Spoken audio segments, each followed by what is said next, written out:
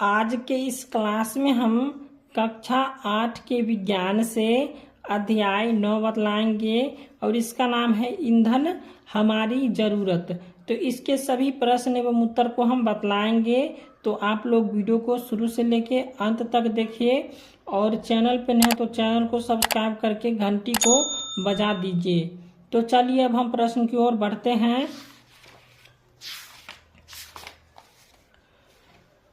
तो यहाँ पे देख लीजिए, पहला प्रश्न है रिक्त स्थानों की पूर्ति कीजिए। तो यहाँ पे एक का क में है, यहाँ पे खाली जगह में आ जाएगा कोयला तथा पेट्रोलियम जीवाश्म ईंधन है। ठीक है, तो इसके सभी उत्तर को हम बतला देते हैं कॉपी पर, चूंकि इसमें लिखा हुआ है, ये पहले से भरा हुआ था। ठीक है, तो इसमें नहीं दिख रहा है, तो इसको हम जो है सो बतला देते हैं इसका आंसर। तो आप लोग इसको भर लीजिएगा। तो यहाँ पे देख लीजिए, यहाँ पे एक का क का उत्तर हो जाएगा कोयला, उसके बाद तथा पेट्रोलियम, उसके बाद ख में उत्तर हो जाएगा सूर्य ऊर्जा। ठीक है, सूर्य ऊर्जा तथा पवन ऊर्जा हो जाएगा। उसके बाद ग में उत्तर हो जाएगा कोयला। ठीक है, इसमें खाली जगह में आ जाएगा कोयला। उसके बाद घ का उत्तर हो जाएगा परिष्करण। उसके बाद अंग में हो जाएगा CNG यानी कॉपर नेचुरल गैस, प्राकृतिक गैस जिसको कहते हैं। तो ये आप भर लीजिएगा। ठीक है, तो चलिए अब हम दूसरा प्रश्न बतला देते हैं।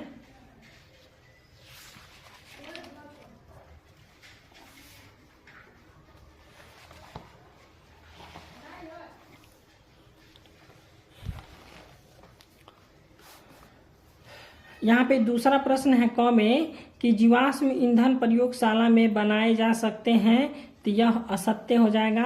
उसके बाद ख में है कोक कार्बन का शुद्ध रूप है, तो यह सत्य हो जाएगा। उसके बाद ग में है पेट्रोल की अपेक्षा CNG अधिक प्रदूषक ईंधन है, तो यह असत्य हो जाएगा। उसके बाद घ में है बरौनी में तेल का कुआं है, तो यह असत्य हो जाएगा। उसके बाद अंग में है कोल तार विभिन्न पदार्थों का मिश्रण है, तो यह सत्य हो जाएगा। उसके बाद क्या है, प्रश्न उत्तर है। तो चलिए इसको हम बतला देते हैं। यहाँ पे देख लीजिए 3 नंबर प्रश्न है जो है सो कोयला किस प्रकार बनता है। तो इसका प्रश्न इसी में है, चलिए हम बतला देते हैं इसका उत्तर। तो यहाँ पे देख लीजिए लिखा हुआ है 3 का यह हो जाएगा आंसर। यहाँ से लेके यहाँ तक लगभग 300 मिलियन वर्ष पूर्व पृथ्वी पर निचले जलीय क्षेत्रों में घने वन थे। बाढ़, भूकंप इत्यादि जैसे प्राकृतिक क्रियाओं के कारण ये वन मिट्टी के नीचे दब गए और उनके ऊपर अधिक मिट्टी जम जाने के कारण वे संपीड़ित हो गए। जैसे जैसे वे गहरे होते गए उनका ताप भी बढ़ता गया और उच्च दाब और उच्च ताप पर वायु की अनुपस्थिति में औषधि सैलों की परतों के बीच में मृत वनस्पति उत्तक भी सुरक्षित रहा और निरंतर धीरे धीरे दबाव पड़ते रहने के कारण पौधे पीट में बदल गए और फिर लिग्नाइट, उसके बाद कोयले में बदल गए। तो ये हो गया 3 का आंसर।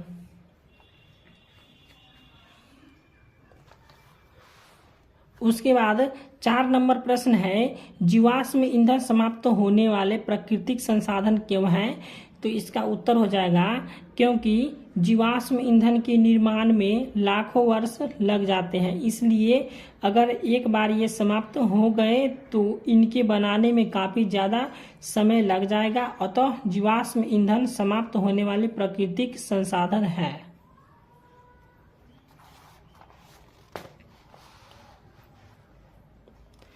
अब 5वां प्रश्न है ईंधन कितने प्रकार के होते हैं। तो इसका उत्तर हम लिखेंगे कि उत्पत्ति के आधार पर ईंधन 2 प्रकार के होते हैं। पहला हो जाएगा प्राथमिक ईंधन और दूसरा हो जाएगा द्वितीयक ईंधन।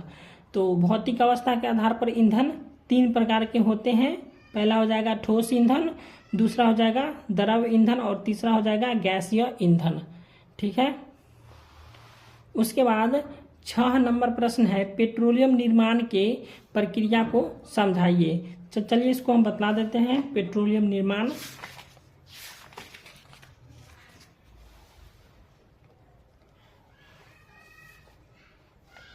यहाँ पे 6ठा प्रश्न का आंसर यहाँ से है, यहाँ से हो जाएगा मरे हुए समुद्री प्राणी भी समुद्र की तली में जमा हो जाते हैं और मिट्टी और रेत भी समुद्र की तली में बैठ जाते हैं और इसी प्रकार मृत समुद्री प्राणियों की परतें अजैव तलछट के साथ दब जाती है और इन पर बहुत भारी दबाव पड़ता है और धीरे धीरे लाखों वर्ष में वायु की अनुपस्थिति, उच्च ताप और उच्च दाब में प्राणियों का मृत शरीर पेट्रोलियम में बदल जाता है। तो ये हो गया 6 का आंसर।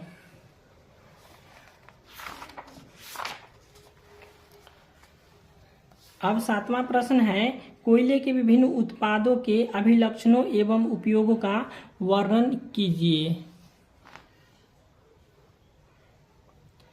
तो यहाँ पे इसको हम इस प्रकार से लिखेंगे, कोयला के विभिन्न उत्पादों के अभिलक्षणों एवं उपयोगों का वर्णन कीजिए।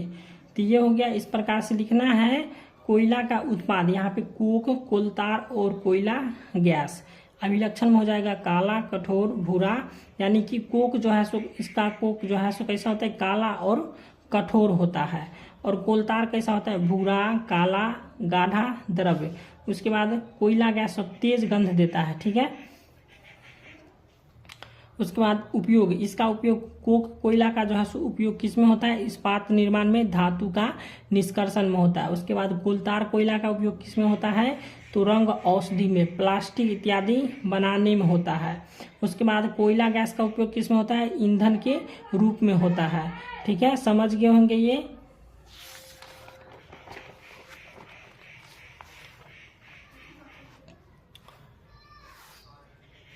उसके बाद 8 नंबर प्रश्न है, एलपीजी और सीएनजी का ईंधन के रूप में उपयोग करने से क्या लाभ है। तो एलपीजी और सीएनजी का ईंधन का उपयोग करने से क्या लाभ होता है। तो यहाँ पे लिखेंगे, एलपीजी और सीएनजी गैस का उपयोग के निम्नलिखित लाभ है। पहला हो जाएगा इसका, इन्हें सीधे जलाया जा सकता है। और दूसरा हो जाएगा, इन्हें एक जगह से दूसरी जगह पाइपलाइन से आसानी से लाया जा सकता है। और 3 में लिखेंगे, ये स्वच्छ ईंधन है जो जलने पर धुआं उत्पन्न नहीं करते हैं। उसके बाद 4 में लिखेंगे, ये जलकर बहुत ज्यादा ऊष्मा उत्पन्न करते हैं। उसके बाद 9 नंबर प्रश्न है, सूर्य के प्रकाश एवं वायु को ईंधन के रूप में उपयोग करने से क्या लाभ है। तो इसका उत्तर हम लिखेंगे कि सूर्य के प्रकाश एवं वायु को ईंधन के रूप में उपयोग करने से निम्नलिखित लाभ है। पहला हो जाएगा, दोनों ही अनवीकरणीय स्रोत है, अतः इसके समाप्त होने का डर नहीं है। तो सूर्य के प्रकाश एवं वायु का ईंधन जो ये जो है सो कभी भी समाप्त नहीं होगा। उसके बाद 2 नंबर में हो जाएगा कि दोनों ही स्वच्छ ईंधन हैं। उसके बाद 3 में लिखेंगे, दोनों से ऊर्जा प्राप्त करने की लागत भी कम है। उसके बाद 10 नंबर प्रश्न है, भारत में तेल क्षेत्र कहाँ पाए जाते हैं। तो भारत में तेल क्षेत्र कहाँ कहाँ पाए जाते हैं। तो यहाँ पे उत्तर हो जाएगा, भारत में तेल क्षेत्र निम्नलिखित जगहों पर पाया जाता है। जैसे पहला हो जाएगा, अंकलेश्वर एवं कलोल, यानी गुजरात में पाया जाता है, ठीक है। अंकलेश्वर एवं कलोल जो है सो गुजरात में है। उसके बाद दूसरा है रुद्र सागर एवं लकवा, ये जो है सो असम में है। उसके बाद 3 नंबर में मुंबई हाई, तो मुंबई हाई कहाँ है, समुद्री तटीय किनारा।